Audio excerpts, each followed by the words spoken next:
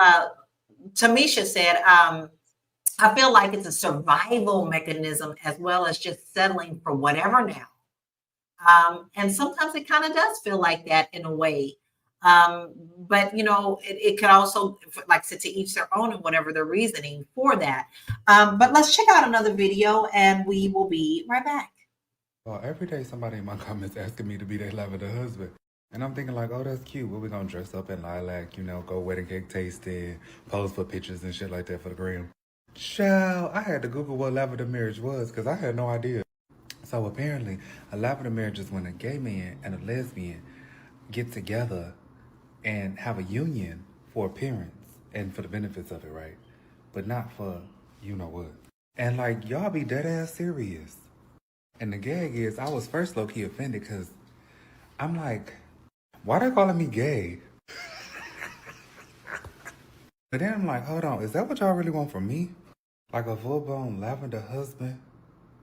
And it really got me wondering, like, that's gotta be real bad out here for the ladies if they don't even want the niggas at all. But I got one question for y'all. Which one of y'all cooking every night? Because that is what matters. Because the way to my heart is definitely through my stomach. I am a motherfucker foodie to the core, okay? Because as much as I love, food ranks top on the priority list, okay? So may the best recipes win, because if I'm gonna marry for optics, the food got to be on point. Now, he actually made that actually hilarious. I thought it was absolutely funny because most men, period, the way that their heart is through their stomach. So he ain't no different than a heterosexual man. I'm just saying, like right there. But here's what was really important to him. He said, if I am going to compromise, if I am going to be in this, then I got to get something out of it. And that is what the key thing is. They're getting something out of it that they're missing into their lives. But what's really interesting to me is I find it very interesting that there are a lot of Black women who are willing to jump on this bandwagon. So, and we also know that women are underpaid and women are losing their jobs. So, Aisha, how do you think that financial stability plays into this trend, especially for our women, our Black women? Hmm.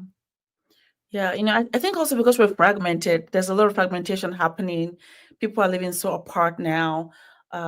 So it's causing the financial strain to be more felt, right? Because the best way usually is for us to live communally together so that we can share the burden of each other, whether it's financially as a family, whether it's our in our home with our brothers and sisters or aunties. If we live communally, it reduces our expense. It's just natural, but we're not doing that anymore.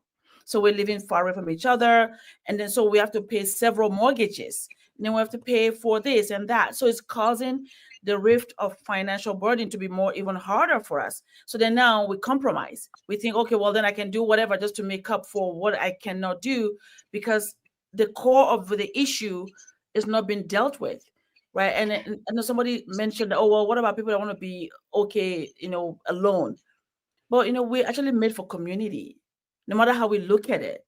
We're mostly made for community. So everybody's seeking that community.